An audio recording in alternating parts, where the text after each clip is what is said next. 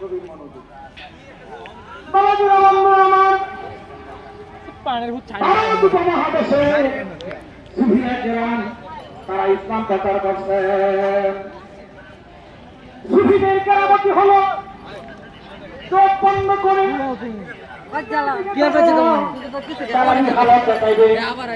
আর মহিলা মনুভীদের ফটোয়া দিবে কিতাব এবং হাতির থেকে দলিল দেওয়া। আর সুফিদের কাজ হলো চোখ বন্ধ করে নিচের দিকে চাইবে।